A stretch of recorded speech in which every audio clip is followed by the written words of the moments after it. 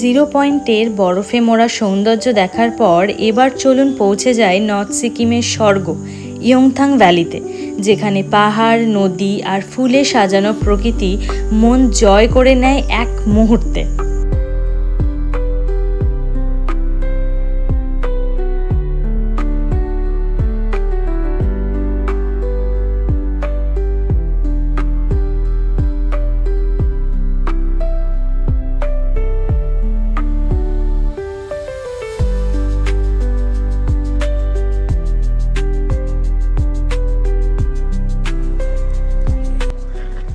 আমরা zero point থেকে Yumthang valley এসে দাঁড়িয়েছি। এখানে ভিউটা এনজয় করব।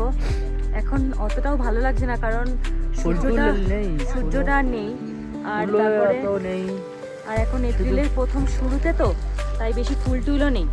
এপ্রিলের মিডিলে আসলে ফুল টুল অনেক থাকে। এখন আপাতত এই আছে ভিউটা দেখো শুধু।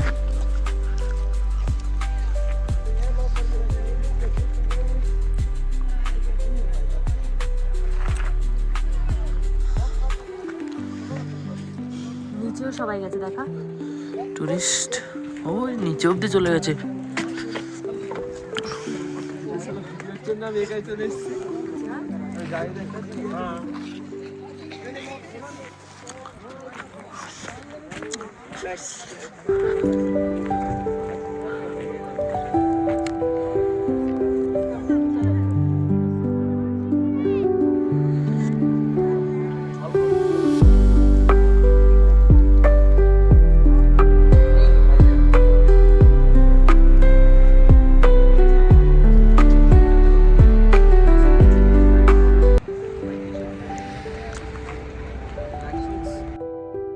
এখানে যে সাদা পতাকাগুলো দেখা যাচ্ছে সেগুলোর মূলত মৃত ব্যক্তিদের আত্মার শান্তি কামনায় টাঙানো হয়। বৌদ্ধ বিশ্বাস অনুযায়ী এই পতাকাগুলোর উপর লেখা প্রার্থনা বাতাসে উড়ে চারিদিকে ছড়িয়ে পড়ে এবং শান্তি, আশীর্বাদ ও শুভ কামনার বার্তা বহন করে।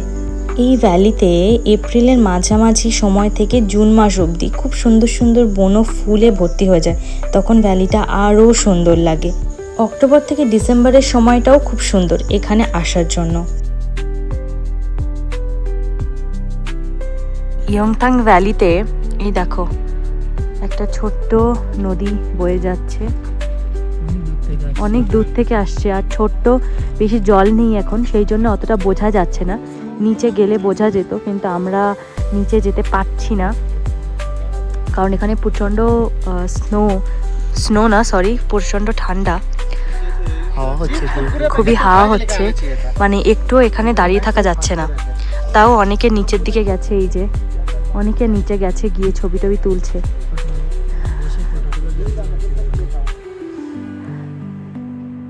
পুরো ভ্যালিটা খুব সুন্দর। পুরো এই এপ্রিল মাসের মাঝামাঝি থেকে এখানে এত সুন্দর ফুল হয়, ফুলেই সুন্দর লাগে এই ভ্যালিটা পুরোটা।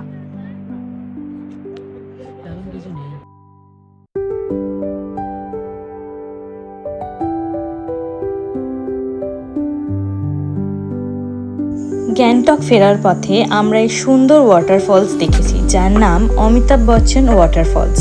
তাহলে টাটা, আজকের ভিডিও এই পর্যন্তই। নেক্সট ব্লগে দেখা হচ্ছে, টাটা।